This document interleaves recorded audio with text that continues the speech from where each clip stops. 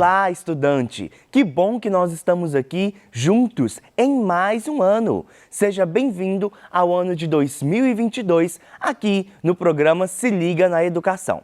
Para você, estudante do segundo ano, que ainda não me conhece, eu sou o professor Magno Andrade, sou professor de língua portuguesa e hoje estarei falando com vocês sobre o tema de língua, linguagem e fala. Que bom receber você aqui neste novo ano e eu, antes de entrar nesta aula, quero falar com você sobre o que nós vamos ver durante este bimestre inteiro. Temos aí um longo bimestre para poder trabalharmos diversos assuntos que eu tenho certeza que vão enriquecer muito o seu conhecimento. Bom, nós iremos falar então sobre variação linguística e gramática normativa.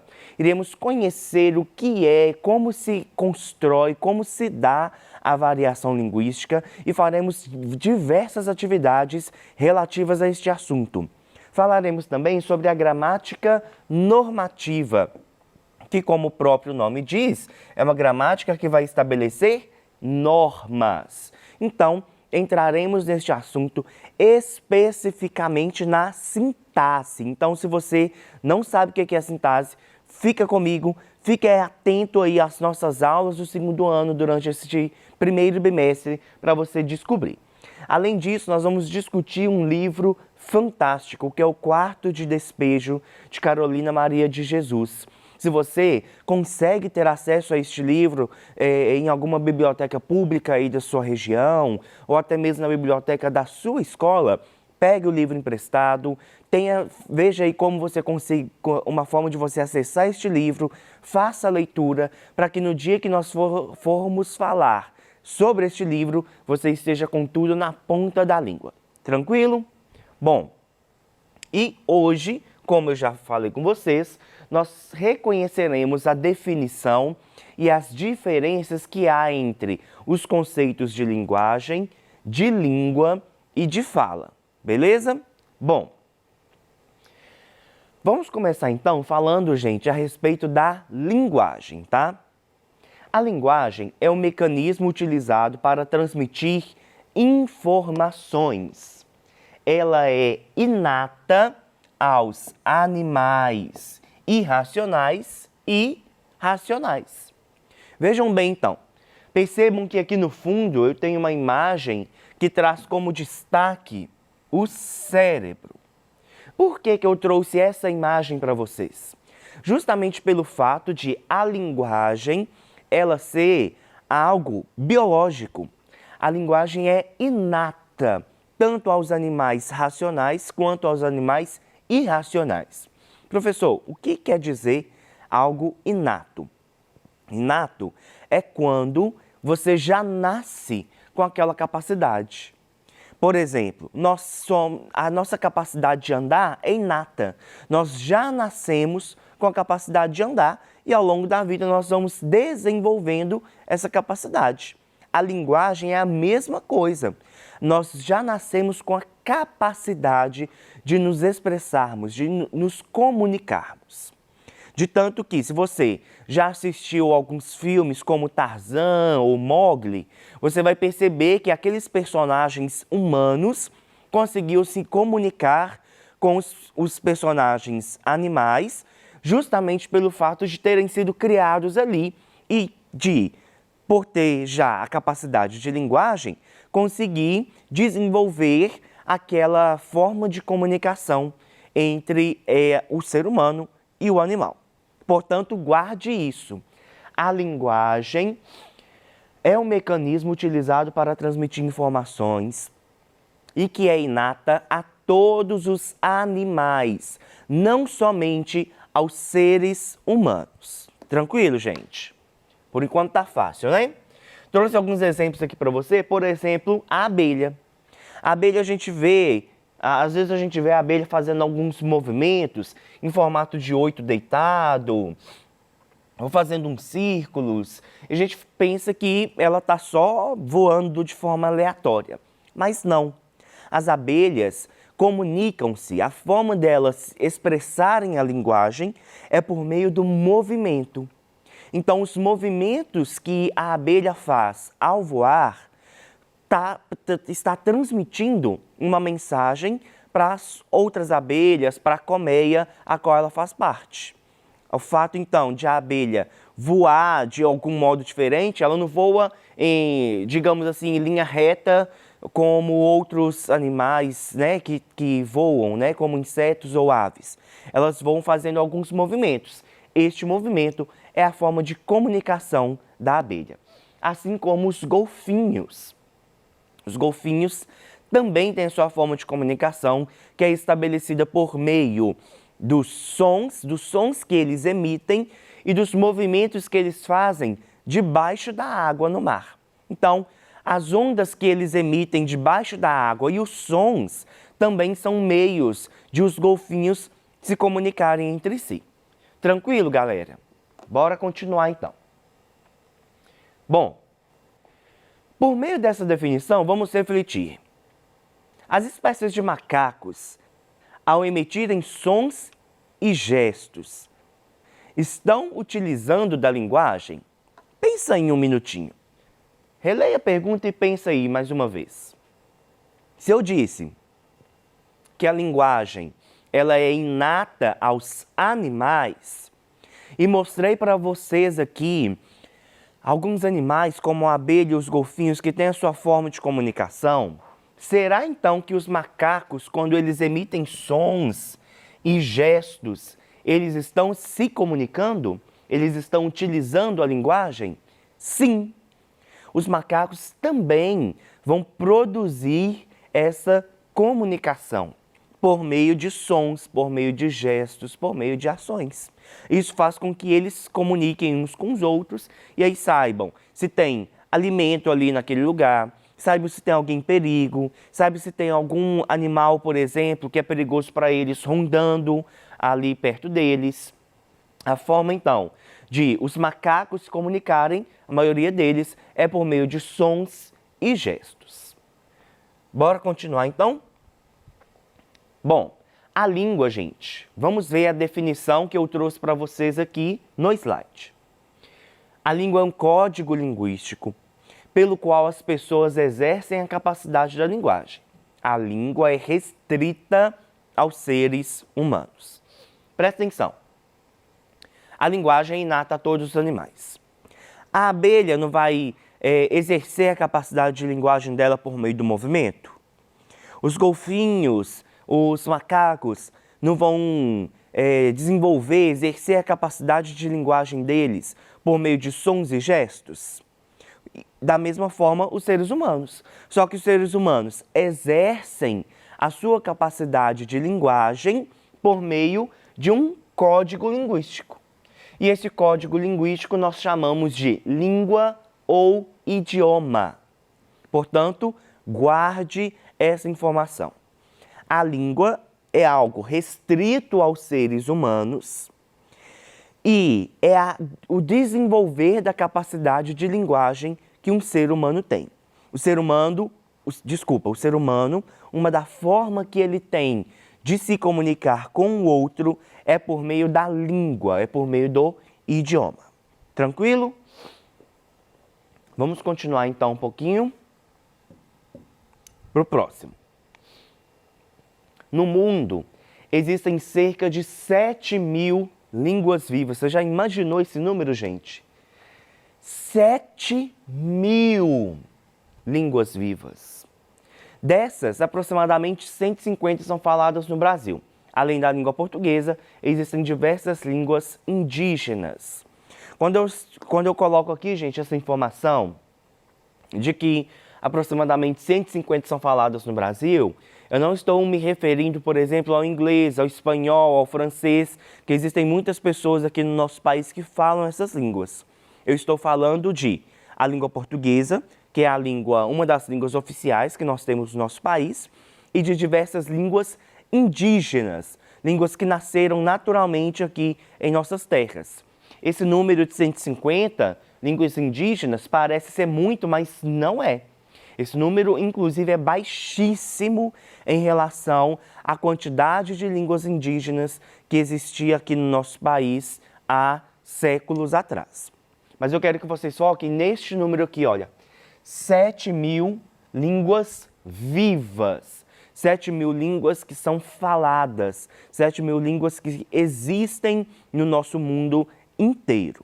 E aí tem uma informação interessante também, que eu falo que são 7.000 línguas vivas. Uai, professor, agora tem isso também? A língua morre? Sim, gente. Você acredita que a língua morre? Daqui a pouco a gente vai descobrir como que é essa história de língua viver e de língua nascer, tá bom? Bom, olha aqui. O que seria a língua viva? A língua viva é aquela utilizada por falantes nativos. E já a língua morta é aquela que não há mais nenhum nativo para utilizá-la, embora muitas ainda sejam estudadas. Vejam bem, gente. Vamos entender então essas definições. A língua viva é aquela língua em que existem nativos que falam ela. Percebam, você, estudante, é nativo da língua portuguesa. Porque você nasceu em um país em que tem como língua oficial o português, em que toda a comunidade, a sociedade em que você está inserido fala a língua portuguesa. Você ouve a língua portuguesa desde a barriga da sua mãe, você ouve a língua portuguesa depois que nasceu, você ouve a língua portuguesa e aí aprende a falar ela de forma natural. O que é aprender de forma natural? Aprender no dia a dia, gente. Aprender só de você estar vivendo naquele ambiente. Não é como o inglês, o espanhol, por exemplo, que para nós aprendermos a gente precisa de sentar com um livro e dedicar. A língua, quando nós falamos de língua nativa, é uma língua que você aprende de forma natural. E aí, enquanto existem pessoas que vão aprender essa língua, que vão utilizar essa língua de forma natural, de forma nativa, ela está viva. Depois que morre, todas as pessoas que são nativas daquela língua, essa língua morre junto. Então, por exemplo, professor, o português poderia morrer? Talvez daqui a alguns bons anos, né? daqui a alguns séculos. E o que seria necessário para que houvesse a morte da língua portuguesa?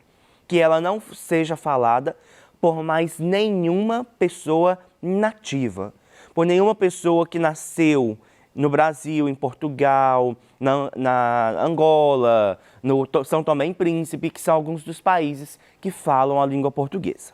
Tranquilo? Vamos continuar. Quais são as línguas oficiais do Brasil? Pensa aí, gente. Será que você sabe quais são as línguas oficiais? A grande maioria dos estudantes fala de cara, língua portuguesa. Beleza. Só que nós ainda temos mais uma língua oficial, que é a língua brasileira de sinais. A língua que o nosso querido intérprete Gilbert está utilizando neste momento aqui na nossa tela. Então, olha, essas são as duas línguas oficiais do Brasil. Muitos estudantes falam, professor, o inglês, o espanhol, o francês, o italiano. Ok, gente, a gente tem muitas pessoas que falam essas línguas no nosso país. Mas isso não quer dizer que ela seja uma língua oficial. O que é uma língua oficial? É quando o Estado, quando o governo reconhece que aquela língua deve ser valorizada e que as pessoas devem se comunicar nela, que ela deve ser aprendida na escola, que os documentos oficiais devem ser escritos nessa língua, que as comunicações oficiais devem ser feitas nessa língua. Tranquilo? Vamos para frente então. Bom, eu trouxe uma provocação aqui para vocês. Se a língua brasileira de sinais é uma língua oficial do Brasil, por que ela não é ensinada nas escolas? Eu acabei de falar que língua oficial é quando o governo oficializa aquela língua e aí ela passa a ser ensinada nas escolas e nos documentos oficiais também ela deve estar presente. Por que então que a gente não aprende Libras na escola? A resposta, gente, na verdade é um problema. É um problema estrutural que a gente precisa de enfrentar. Nós precisamos de lutar para que a Libras seja ensinada, para que vocês, além de aprender a língua portuguesa, as escolas ainda têm, né, a língua inglesa, muitos têm a língua espanhola, para que vocês aprendam também a língua brasileira de sinais. Isso é essencial para a nossa nação. E outra provocação que eu trouxe para vocês. O latim ainda é muito estudado em diversos cursos de graduação. Como então ele pode ser considerado como uma língua morta? O latim, gente, é uma língua morta por quê? Porque ele não tem nenhum nativo que fale a língua, mas ainda ele é muito estudado. O que eu quero trazer isso para vocês? Que o fato de uma língua ser morta não quer dizer que ela seja uma língua esquecida, ou que ninguém nunca mais vai estudar, que ninguém nunca mais vai saber. Nos cursos de letras, nos cursos de direito, nos seminários que formam os padres, todos esses cursos ainda há presença muito forte do ensino de latim, mas mesmo assim ele ainda é considerado como uma língua morta. Bom, falamos de linguagem, falamos de língua e vamos falar agora de fala. A fala ocorre, galera, quando o ser humano utiliza da capacidade da linguagem por meio da língua. Então, quando você usa a língua, você está falando, tá bom? Nós temos que tomar muito cuidado. Falar não é exclusivamente este ato de utilizar a língua de modo oral, igual eu estou fazendo aqui agora, tá? Falar significa utilizar a língua. Então, quando você escreve um texto no WhatsApp, você está falando também, tá? Mas você está falando por meio da língua de modo escrito. Tranquilo? E aí, antes de nós revermos o que nós estudamos nessa aula, eu gostaria de fazer uma outra provocaçãozinha para vocês. As pessoas surdas falam. Pensa em um minutinho. Será que as pessoas surdas falam? Bom, eu não disse que a fala ocorre quando o ser humano utiliza da capacidade da linguagem por meio da língua? Então, se a Libras é a língua, presta atenção, língua brasileira de sinais, as pessoas surdas falam, mas a fala delas é por meio de uma língua gesto-visual. O que significa isso? Dá uma olhadinha para o Gilbert aí agora. Percebam que o Gilbert usa os gestos para poder se comunicar e que as pessoas para a qual ele se comunica precisam de ver os gestos que ele está fazendo. Por isso, é uma língua gesto-visual. E é por isso também que nós não podemos, nunca podemos falar que as pessoas surdas são mudas ou usar a expressão surdo-mudo. Isso não pode acontecer. As pessoas surdas são surdas, porque mudo é quem não fala, mas os surdos falam por meio de uma língua gesto-visual. Tranquilo, galera? Bom, na aula de hoje, nós reconhecemos a definição, vimos o que é cada uma dos instrumentos que nós falamos hoje e as diferenças. Então, não confunda mais. Não venha me falar que linguagem e língua é a mesma coisa. Ou que fala é só falar a língua de modo oral. Não vamos cometer mais esses equívocos, tá bom? Reconhecemos então a definição e as diferenças que há entre os conceitos de linguagem, de língua e de fala. Essas aqui, galera, foram as referências que eu utilizei para poder construir a nossa aula de hoje. Quero agradecer a sua presença, a sua participação. Eu te espero ao longo de todo este primeiro bimestre. Até mais!